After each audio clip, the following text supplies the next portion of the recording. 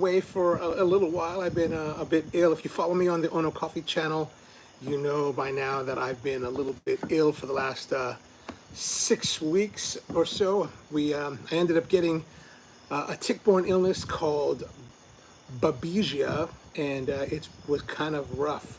But now we're back and feeling a lot better. And now we're back here with Workshop Live, and we're ready to do more things. So I wanted to talk to you today about mainly about the drills for the workshop. You know, for a wood shop, do you really need like heavy duty drills, or what kind of drills will work best for you?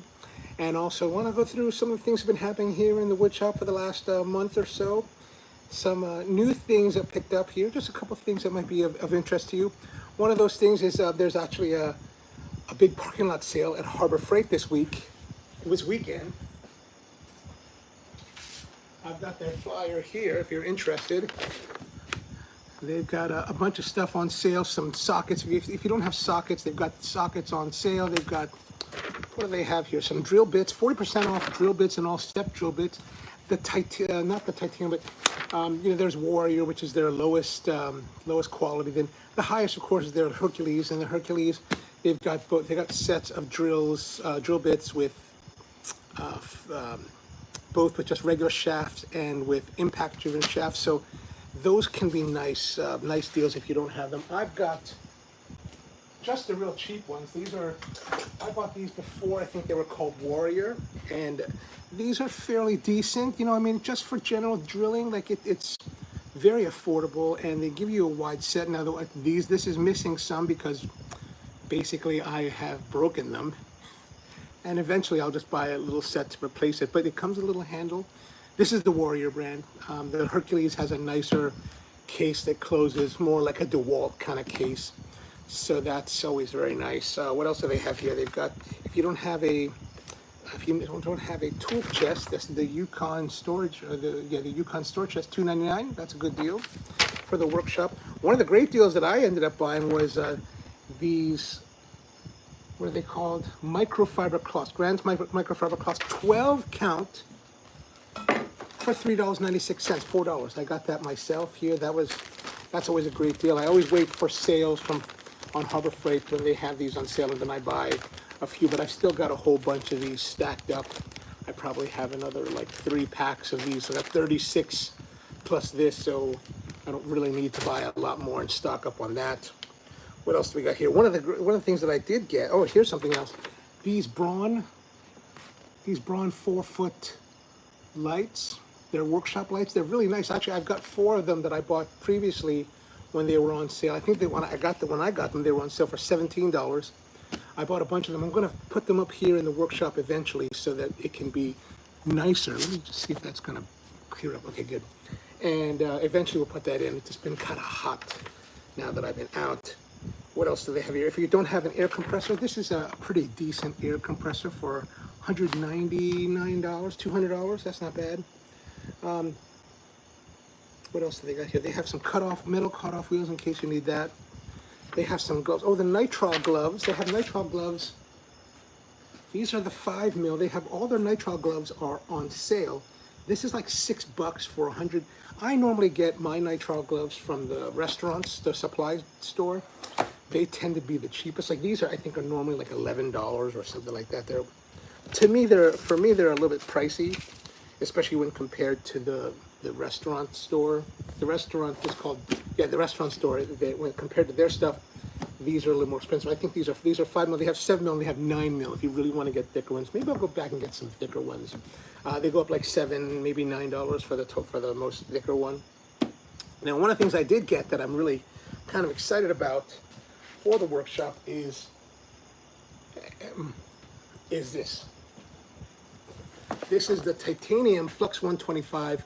This is a flux wire type of welder, and this is on sale. Normally it's like, I think $150, but it's on sale for $130. So it's actually a really great deal. If you look at YouTube videos about this titanium 125 flux welder, man, there's a lot of great videos about it. People really, really like it. It's very small. Like it only does like up to 1/8 thickness of steel, 1/8 of an inch. But you know, if you do small projects, you do railings. If you're doing structural stuff, this is not probably what you want to use. Flux core, you want to probably get like a MIG welder and learn how to do it. Like get a big, true welder. My brother's a welder. He knows how to have all that stuff. And he has all that Miller equipment that's really, really nice.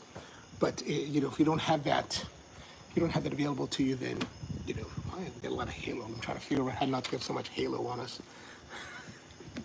But this is a real nice buy, and it's a great deal, $130. Now you still have to get, you know, your safety gear, which is, you know, you want to have like a helmet that has the auto adjust because of the arc, and then you've need gloves and some tooling, and so there's a whole bunch of stuff that you're going to need in addition to this. But I don't have any of that. I just thought that I would buy this now because it's on sale, and I'll just take my time getting the rest of the gear for welding. I don't have any welding projects at the moment, but you know, I figured eventually there will be some opportunity to use the welder, and I'll have it ready to go, and then maybe slowly buy all the necessary tooling for it. So that's kind of what we got there. I did get, what else did I get? This is the super glue. They're PVA, whatever you call this, the CA glue. But this is their gel, and I made the mistake of buying, they have 2 packs of this. There's the regular, and then there's the gel, and the gel is still $4.99. The regular one is $2. So you know, you can get that. Although I think that might be if you're Inside Track member. I was there on Inside Track days. I haven't been there on the non-Inside Track days, so I'm not really sure. But that's a good deal. Like I like to buy these just for, you know, I just use this for filling in stuff. I'll use Starbond if I want to do something a little bit more structural. And then I also just decided to give this a try. The Warrior brand Brad Point set. Now I do have some Brad Point sets, a Brad Point set from Festool, but I thought, you know what, this is just for, like, you know, just like these, just have this around to, you know, to beat up on. And I think these would be great for that. Is that everything I got from the sale? I think that's everything I got from the sale. Some other things I've been getting, I needed to pick up. I'm working on, what else did we get this week?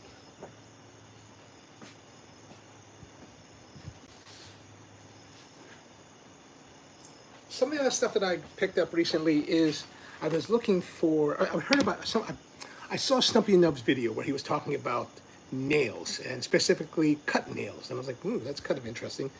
Let me look into that. And there's a company called Tremont Nail up in Massachusetts.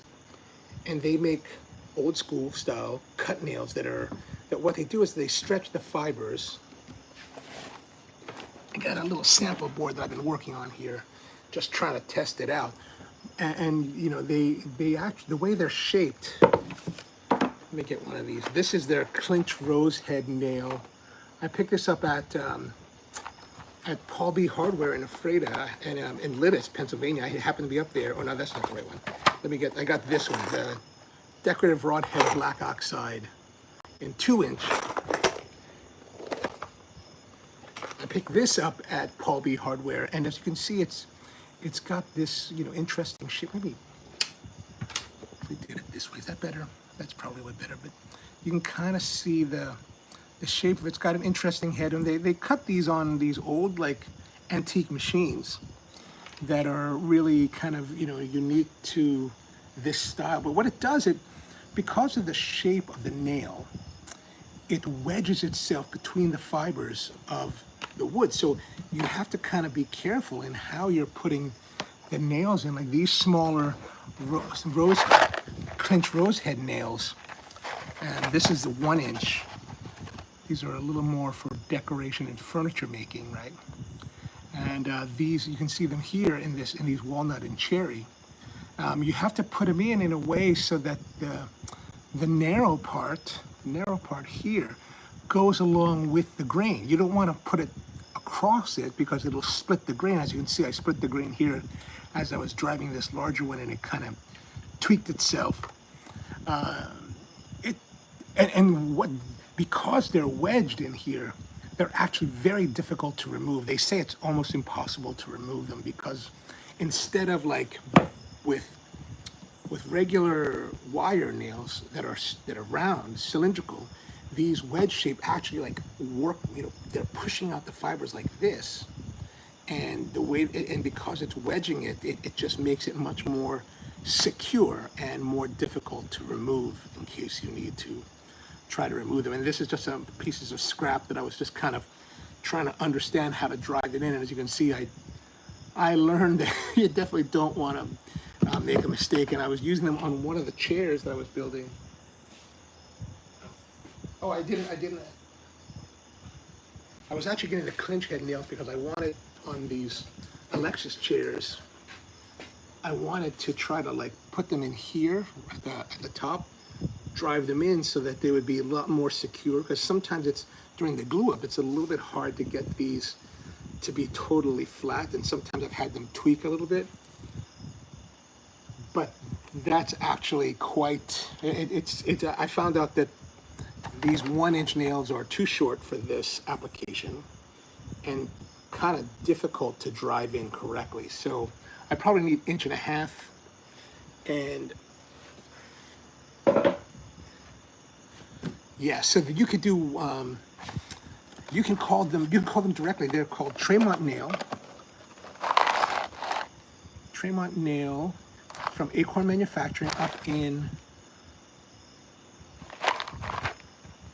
does it say where they are? They're up in Massachusetts, but I like I said, I bought these nails I bought from a hardware store up in Lidditz, Pennsylvania called Paul B. They just happened to have them, and they only had like this one size, so that was a little bit, but I bought it anyway because I wanted to see them. And then I ordered these online. These are $16 for a pound, and then there's some shipping to it, so you know it's a little bit pricey. I'll be up in New England later this year, so my plan is to stop by Tremont and just kind of buy what I need. They also had this kind of spike. I don't know why I bought that, but it's only like, you know, a few dollars, so I kind of thought that'd be kind of a novelty thing to have here. But since I got these, and I was like, man, I don't really want to keep boxes around, so I ended up going to Home Depot today and picking up this anvil double-sided case. And I actually use these a lot for a lot of my fasteners and screws and all this stuff. And I put them in these, and they're labeled, and they're really kind of nice, nicely done here. So this is a nice way to keep stuff organized. You can actually see it. Let me turn this around. You can kind of see it over there underneath the hard hat. I've got a bunch of the anvils there, and they're all labeled. So, you know, it says drywall screws, wood screws, metal screws, wood screws, hooks and tapcons and all that kind of stuff. So, you know, you can keep your stuff organized that way. And I really like these containers for that purpose. Oops. Put that away. What else did we get today? Today also ended up going to Target because I needed to get some nail clippers. Got the large nail clippers. These are like, you know, $3. You know, real nice deal. I like to keep nail clippers in the workshop now because you know, it's like your nails get long. You want to cut them. You know, you want to hunt them around. You just keep it, you know, in one of the drawers, and then when you need to, just clip, walk out to the grass, clip them off, and you're really quite done and easy.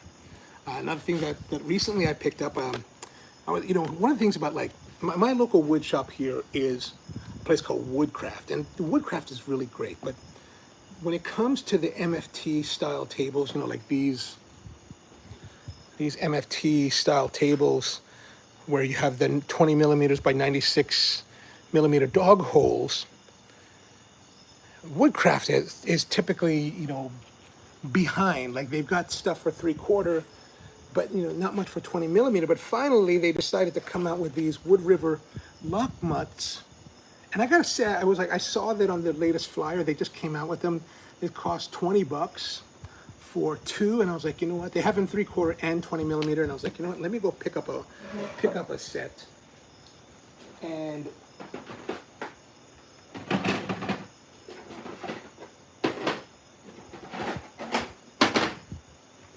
I have them in my little case here. And so I picked up a set of these.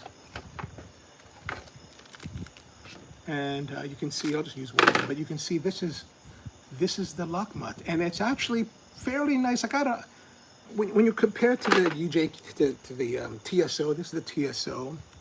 It's a little bit higher profile for the than just the regular, but these lock in, so you can twist them, and they screw together, and there's this silicone band here that actually squeezes out and will fill your dog hole, so you can't remove it, which is actually really kind of nice. Like if you go with the UJK, this is the UJK. No, this, like I've got this one from UJK, which is, you know, you go to TSO. TSO's got really nice quality stuff, but it's also pretty expensive, and I can't get this out. Oh, there we go. So this is their kind of smaller, medium size one. So now this is all stainless and beefy, and it's kind of same idea. You twist it, and it tightens in and locks in place. And this one's a lot higher, right? But you know, they are much more expensive than. But let me show you how it works, and we'll see about. I'm gonna drop it down here. Now this is so that goes in fairly easily, right? Nice and smooth and easy. Compare that to the TSO normal, and then now to the UJK. Tighten that in, and that's nice, right? So let's go in here. Oh, it's got this looks like this is a little bit too large for that, so it's just twisting in the wind.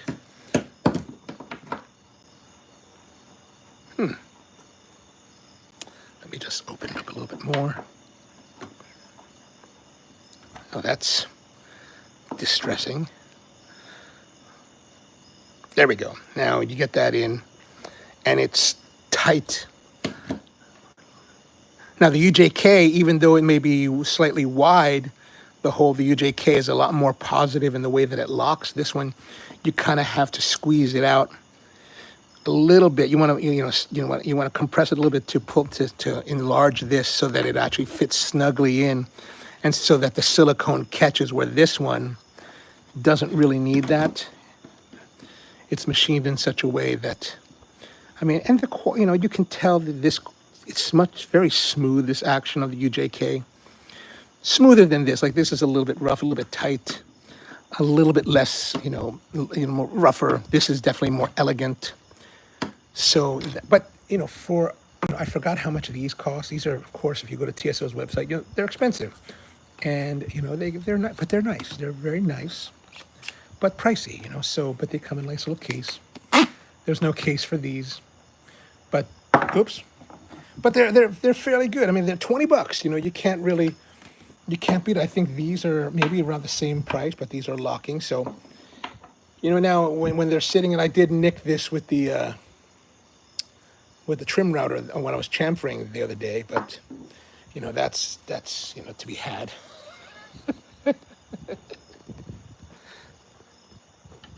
What can you do, right? What can you do? What can you do? Okay, we'll put those away. Now before that, I did get these from Wood River. These are 3/4, right? So they don't fit well, and they fit, but they kind of are large, and you can see like with this pin, it does like wedge. But look at it's all kind of cantilevered over. So I'm glad that Wood River decided to finally get to 20 millimeter. Welcome to however old the MFT is. Oh, another thing that I thought that I would show you. If you're looking for clamps for the MFT table, this one from Bessie is really nice. Like, I've got this table, this top here. This is my workbench, and the workbench is actually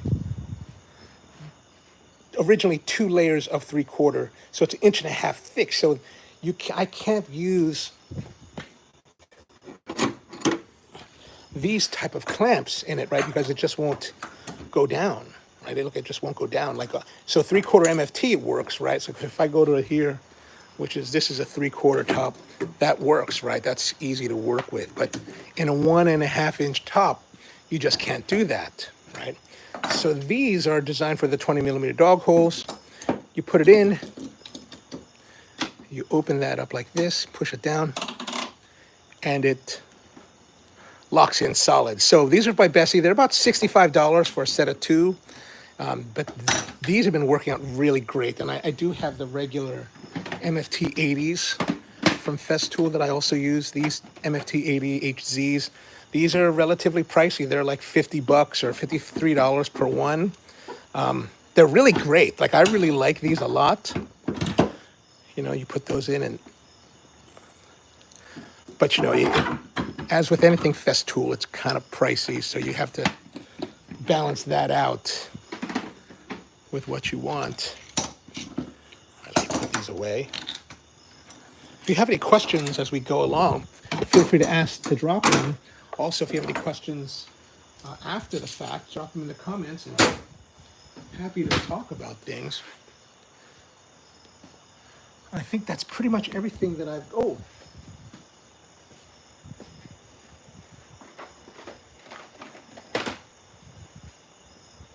I guess we can prelude. Oh, here's something else I got here. I got this from FastCap. They've got this Japanese style artisan hammer. I recently got for 15 bucks at Woodcraft, so very affordable. I got this recently. I got my brother was in Japan and he picked up for me a Kana hand plane, smoothing plane, and so I needed a hammer to adjust it because I don't have one. And this is the cheapest one they had, and it's, you know, it's not as heavy. It's not like the 350 gram or the 215 gram that you might normally use. But this one, you know, for 15 bucks, I was like, okay, I can probably use that to play around with. So I just picked that up today, and that's really nice. I thought I'd also come back. One of the lives, the woodshop lives, we were working on this chair. I finally finished the Alexis chair, my musician's chair, and finally was able to smoothen out the void here. Like, I like the cracks, and you know, someone was asking me recently, like, well, you know, do you like to use the resin? And I'm like, you know, I don't have anything.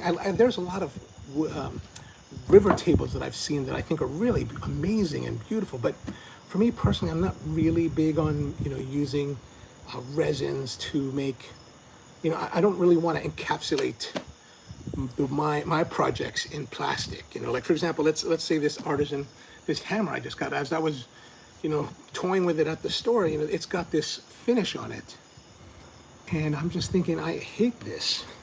I'm gonna sand it off, you know, probably tomorrow, to, you know, to make it natural, and then maybe put some other kind of like more oil-based finish on it, just to protect it a little bit, maybe like tung oil or something. I really like tung oil as a finish, just straight up tung oil. I really like it, but the problem with straight up tung oil is that if you're working on some projects, you really have to have the time, because, you know, it takes maybe up to 2 weeks, you know, 7, 10, maybe 14 days for each coat to fully dry and cure before you can sand and put on another coat. So you really have to have a lot of time in order for you to get to use the tung oil. But I really like the look of it, right? So then this particular chair, which has 2 coats of finish on it, you know, and so I've been playing for the last couple of months. I've been trying out a new finish that I haven't really used. You know, when I went up to Fine Woodworking New England in April, there was a group there. Well, there was a booth there from a company called Sutherland Wells. And Sutherland Wells is a finishing company based in Providence, Rhode Island.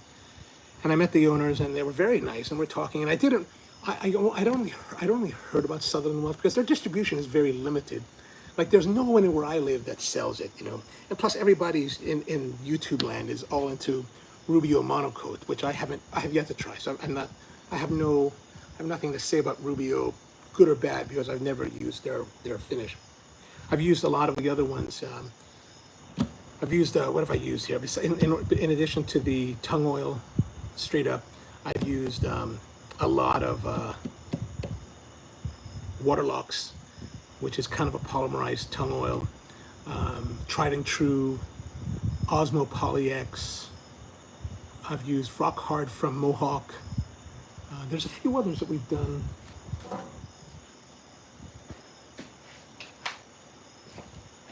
a while back. I made some sample ones. Just regular board oil, Howard's. Yeah, tried and true. Tried and true is nice. Osmo Poly-X. So I've tried a bunch of different finishes, and I think it's important for you to go out there and try different finishes, just so you can get a more breadth of understanding of what kind of finishes are out there and what finish you like, because you may like a finish that nobody else really may. You know, they may have a finish out there that other people may not be too in tune with, but you might find it to be really right up your alley. And there are different situations where you may want to use different finishes for different applications. Like if I'm working on a bar top, let's say for a food or a cafe environment where there's going to be a lot of traffic and a lot of, especially when there's going to be a lot of liquids involved, I've found in those applications that the Waterlocks works amazing. Like we put it on the bar at the Cafe du Spro, and man, I couldn't believe how well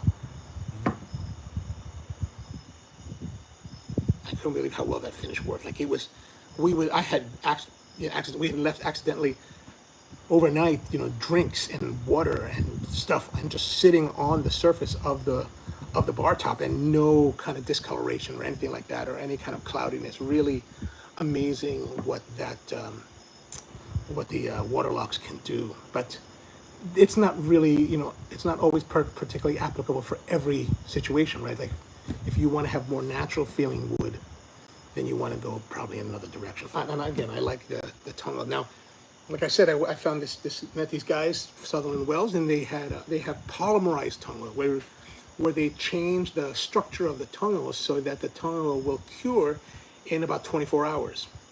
And some people will say that you can heat it up and polymerize it. They say they don't heat it. I don't know what they do, but they have a bunch of different products. They've got a Murdoch's, which is kind of like a spar varnish with some resin mixed in with it. They've got their standard. But what really interested me with them was they have this thing called Botanical.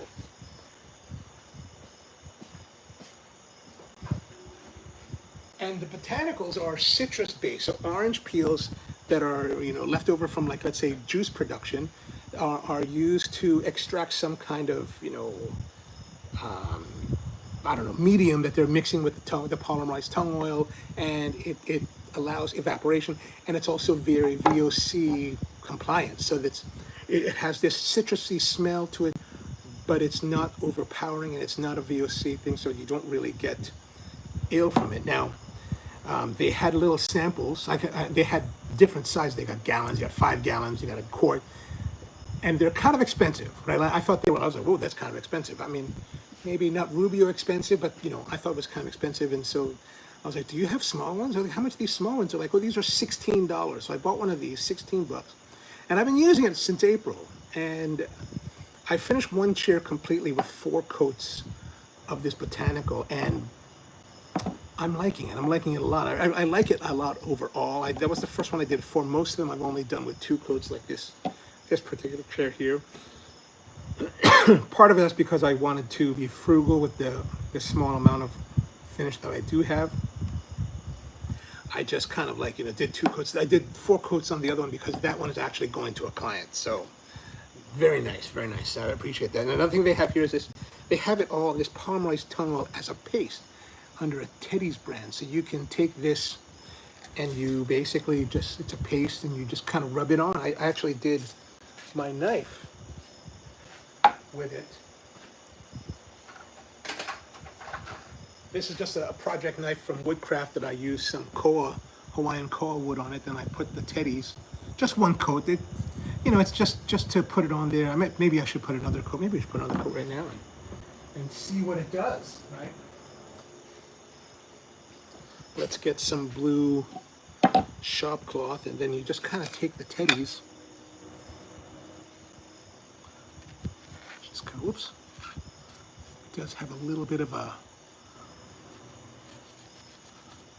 skin. That's one thing I think about the tongue oil there.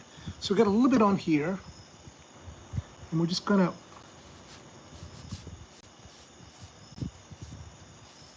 rub it on. Now, I made this knife a few months ago, a couple months ago, and I haven't done any. I coated it once when I finished it, and yeah, there it is. Just we'll buff it out a little bit. But yeah, polymerized tung oil paste on Hawaiian koa. So that's a nice little product. Again, this I don't know, I forgot how much this was. This was also a little bit pricey, but I liked it a lot. I liked it a lot. So I finally broke down and I went on their website. I was like, hey, I need to get some more of the botanicals.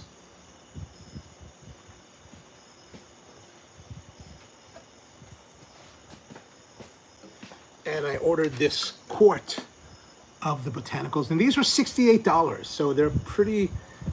I think that's expensive. I don't know if that's really expensive compared to other finishes, but you know, if your waterlock's in a big, I guess that's a quart also, it's $38. This is $68. It's kind of pricey, but I've really enjoyed this finish. I really find it to be really nice. And they included a little sticker, Southern Wells, and a little nice little card, you know, saying thank you very much for buying our stuff. And you know, those are kind of nice little touches to give there. But now I've got more botanical, so now I can finally put more coats on these chairs and finally get them totally 4 coats all the way across.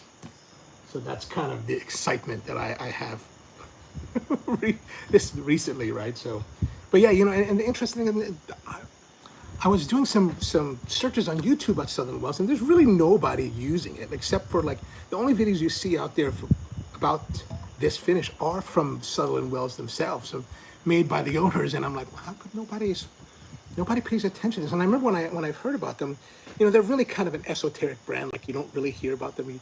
You kind of hear. I remember I always heard kind of rumors. Ooh, Sutherland Wells is really nice, and I always thought they were a British company. And when I met the people, I was like, oh, I thought you guys were like some high-end British.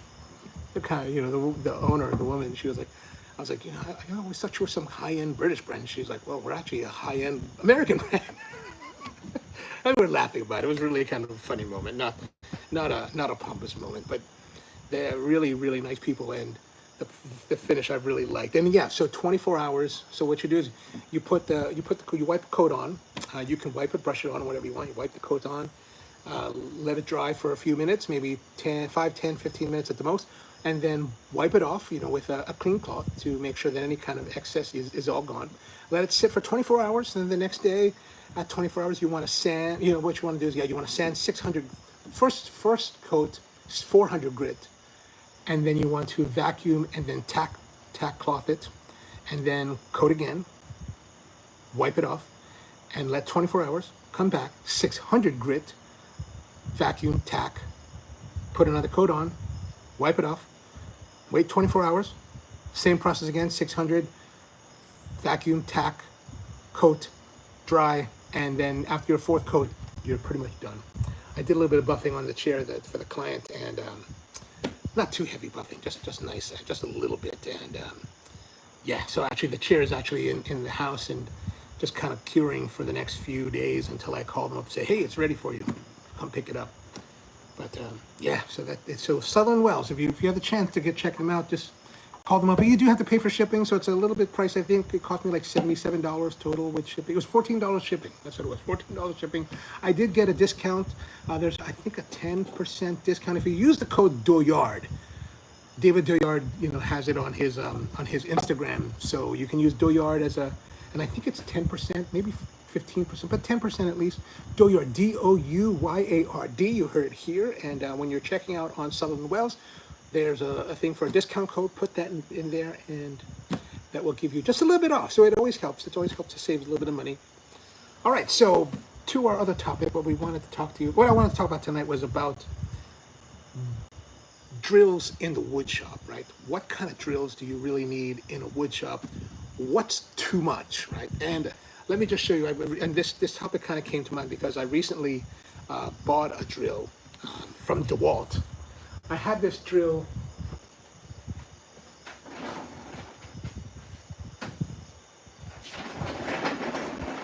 that I bought in 1988. This is my very first DeWalt drill. This is their DW997. I think this is 18 volt, old school with the, you know, the Ryobi style. They, you know, DeWalt abandoned this battery platform many years ago. 18 volt. And this is a beast. I used this for 15 years, 20 years, or whatever. I used it for a long time until I finally replaced it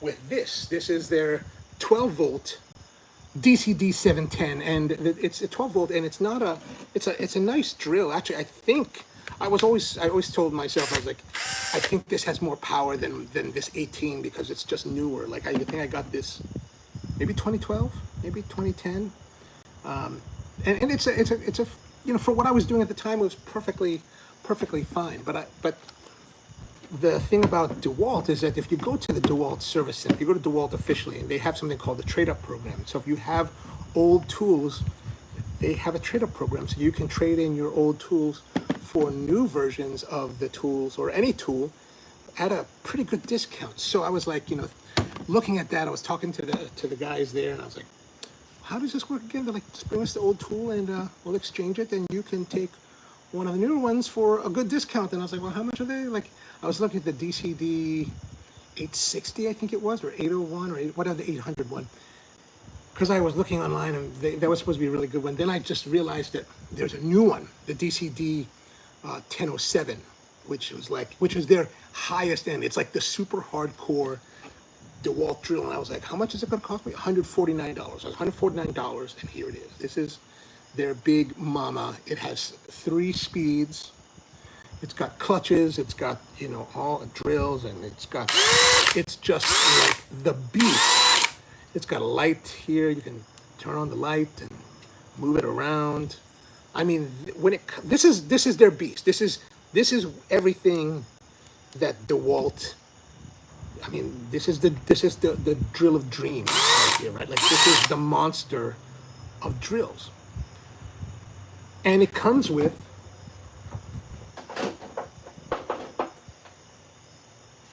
this handle. And if you know anything about this drill, and like, you know, $149 is hella cheap. Like, it's like incredibly cheap. So they got this big arm on it, this big handle, because, you know, these are designed for like high torque drilling. Like, if you're like an electrician and you need, or plumber, and you're going through stud work, or you're going through like concrete, like, you'll need this, because it also does have anti-kickback. Right, so I'm still holding the trigger. You can see it turn red. Right, I'm releasing the trigger. I don't know why I'm doing that. But if it kicks back, it will stop. So it's really an awesome drill. But I think in a regular woodworking wood shop, for a woodworker, it's completely overkill. Like what I might do is that I'm working on this stool, right? And I may use this. I would have used the drill to drill the holes, but now I might just use the drill to drill the what do you call it? The tapers. But this is complete overkill for what I have. Like, I have no practical use for this drill. Like, this is like monster level. Like, it's awesome. It's awesome. Like, it's a hammer drill. It's got, like, you know, clutches and hammers and 3 different settings. So we'll start here first. Then go to 2. And it sounds the same. And it sounds the same. I mean, that's all going to come through when you have you have a load on it. And also, if you have the nice power stack batteries, I don't have power stack. I've just got these regular XR type batteries. It'll actually even give you more performance with the higher end batteries. But those batteries are like $250. It's like, I'm not going to say it. But if you bought this as a kit, I think as a kit it costs like $350. So if you have some old tools and you get in touch with like your local DeWalt service center, they have this program where you can trade it in and get newer. I mean, if you want, and plus this thing is massively heavy. Like, it's a beast. I mean, you're not really doing. I mean, you're going to put it down on your workbench in the workshop, so you're not going to be holding it all day. But, you know, that's something to consider. Like, this is very lightweight and easy to handle. It's not going to have the same amount of power as this. I also have. And this has kind of been my buddy for the last 10 years, the DCF 885. This is their impact driver. I was actually thinking maybe I should take this and get the new one that has like hydraulics in it. Maybe this is getting long in the tooth, but really this is perfectly fine. Like this is a, you know, it's sounding kind of weird. But you know, so at least for a WoodShop, I think it's complimentary to have, you know, a drill and an impact driver. You wouldn't use them all same, you know, for the same necessarily task, but it's nice to have both. But these aren't the only ones that I have. Like I've got actually probably too many drills. One that I got recently because I was going to Lowe's, and Lowe's, at my local Lowe's, they have this display setup where they have Cobalt, DeWalt, and Skill, and I think they have Craftsman too. The drill and they have a drill and impact driver for each of these companies, and they have them charged up, and you can drill, you know, push in like different, like, you know, drywall screws into 4x4s, and it's kind of fun. And I was playing around with them, and I thought the Skill had a really nice feel and nice sounding power. This is a Skill, right? This is like, I think this is like $60 if you buy it normally. I got it for $40 with the battery and a charger. And now this is a 12-volt brushless drill with 2 settings and 17 clutches.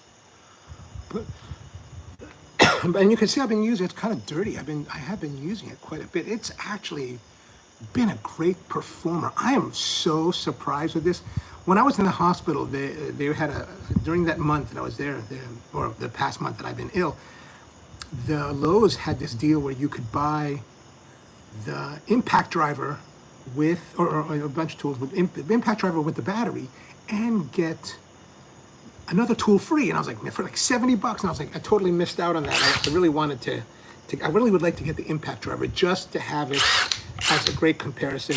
I may eventually take these out of the workshop and send them down to the storefront just to keep, if I want to keep tools there. But surprisingly, this Skill is really been nice. I've used it on a bunch of projects.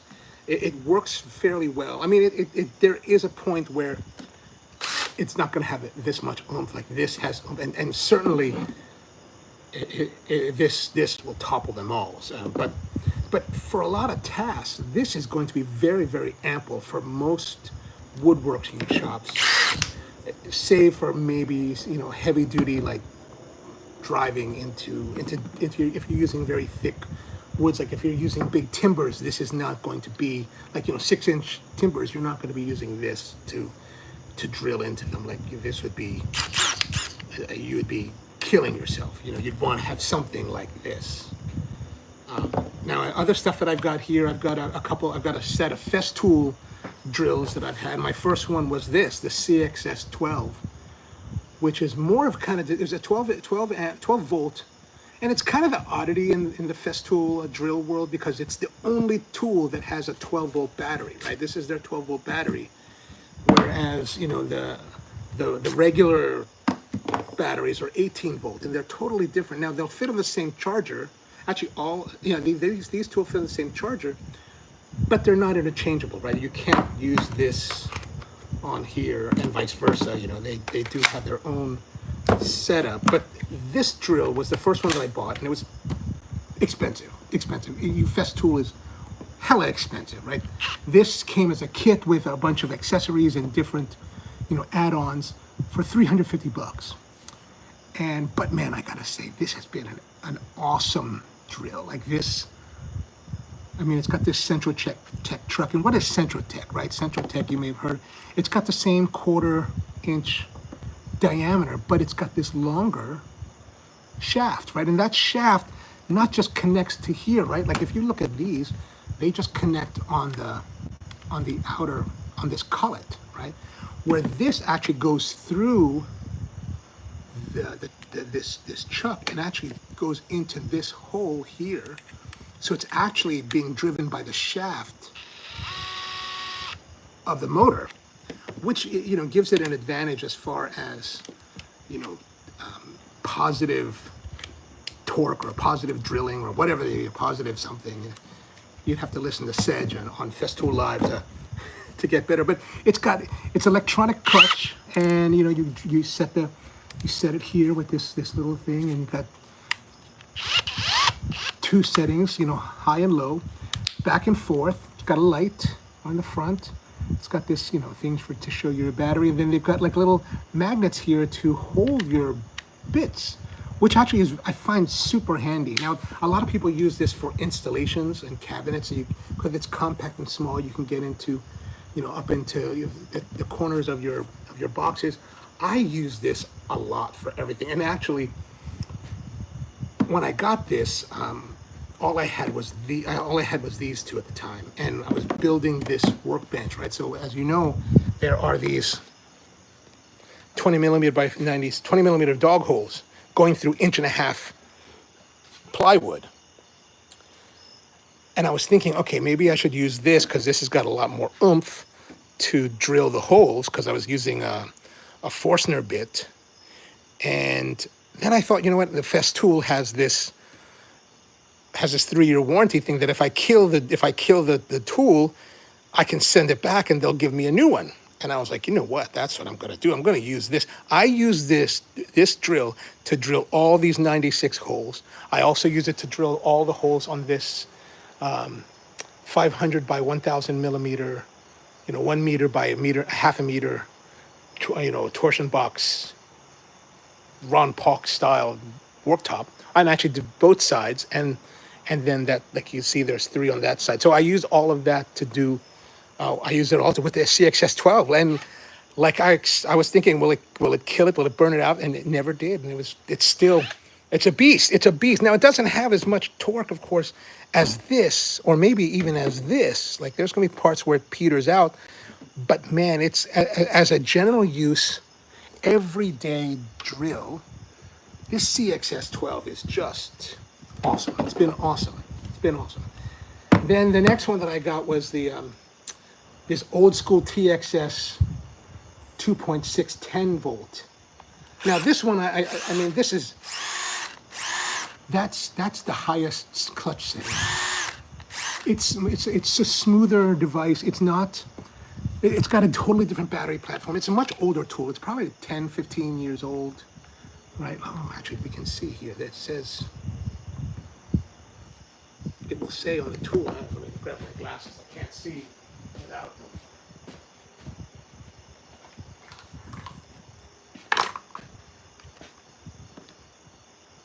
(2015). So this is a 10-year-old drill, and it's not the beast that the other one. Like, this is, comparatively, this is a beast compared to this. This is more like, with most Festool, these are about finesse, whereas something like this is about, I'm just gonna beat the hell out of you, and this is raw maximum power of like the gods, like He-Man and, you know, whatever, Masters of the Universe kind of level.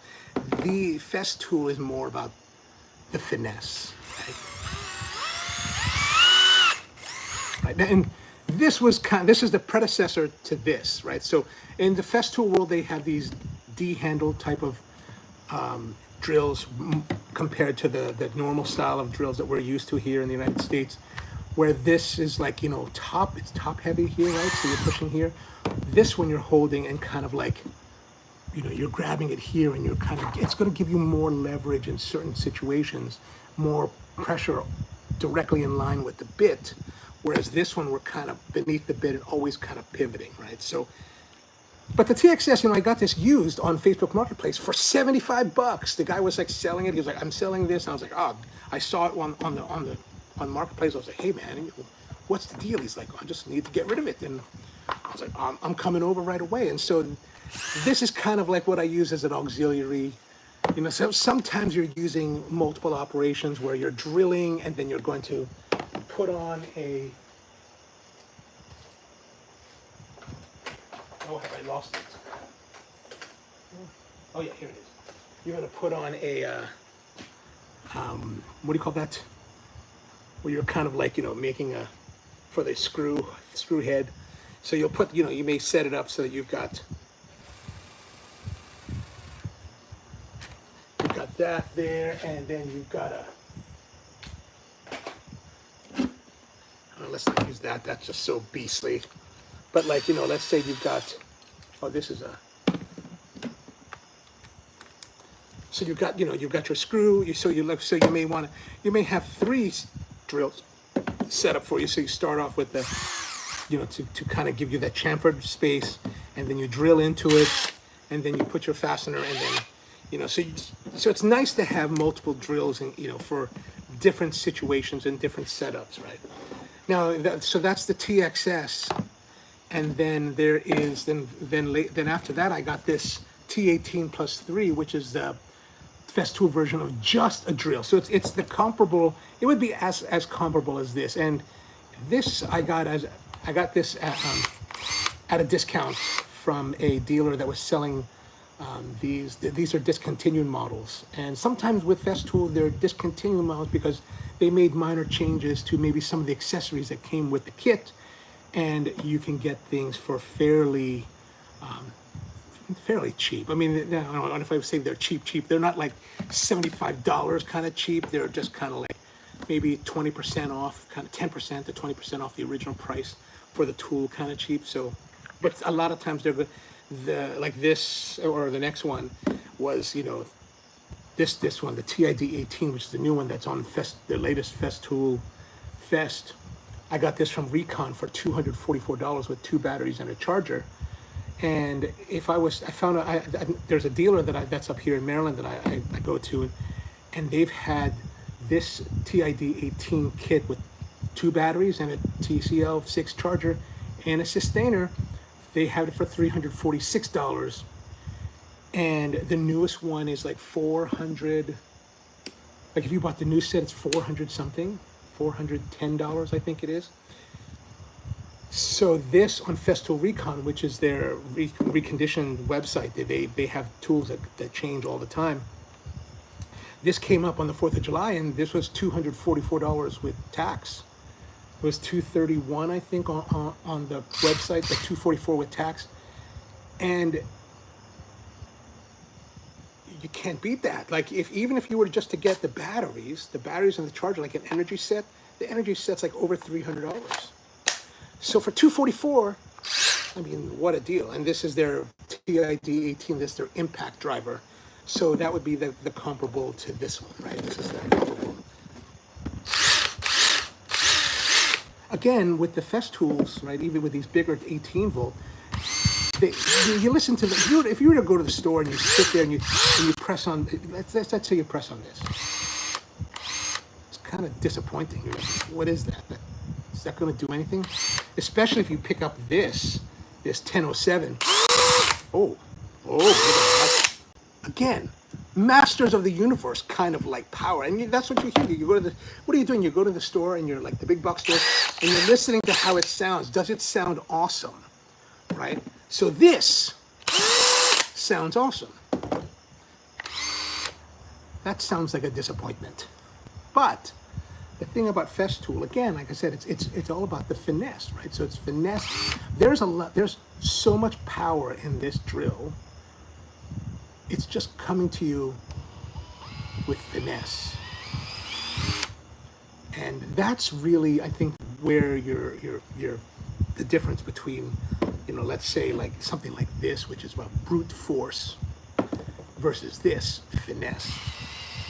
But what do you really need in the workshop? You know, you just need, I think that you could go with something like this. Maybe that 800 model of DeWalt would be fine. Like this is definitely overkill. Like I bought this just because I wanted the most ultimate DeWalt drill that's available today.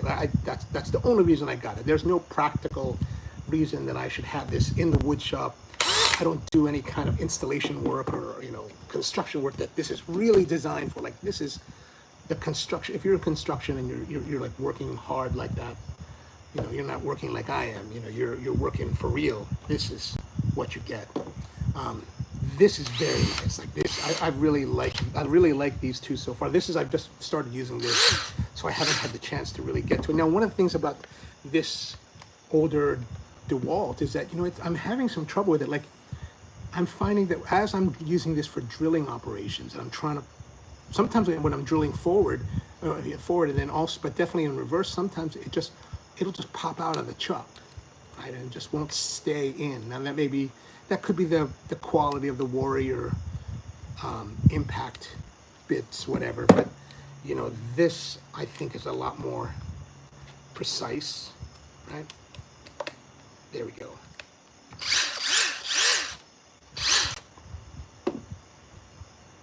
I would say that in modern times, you know, like maybe this TXS 12, like I would not have the TXS. I think this is still available from Festool, but I would not have this as my only drill. This is more of an auxiliary kind of drill, like for other operations. You could get away with just using the CXS 12, but there's going to be some situations where you will run into, you'll run into it being overwhelmed, right? Just because it doesn't have the raw power. I would go with like the 18 volt in any of these platforms. Again, the DeWalt 860, I think it's called. I would probably go with that. Even maybe something in their Max series would be fine. Again, the impact driver, this is their 20 volt Max. I would, you know, the Max. For workshop use, the Max series are great, and they're relatively affordable. And a lot of times you can find at the big box stores, you can find them for with deals where you get a free battery or something like that. But if you also have older tools, you can go to your local, or there's no local one. Me, I have to go to York, Pennsylvania. I mean, to York. But you go to like a service center for DeWalt. You can go to their trade-up program and get the tools a little bit cheaper by trading in your older ones. But yeah, I would say that, you know, maybe if you want to have a range, like the CXS 12 is awesome for general use. Like it's very compact. And if you need to get into small, tight spaces, this is really awesome. I mean, this is really an awesome drill overall. Like I just have really come to enjoy using it. Really love it. Really love it. For a bigger one, you know, I've had these smaller ones mainly.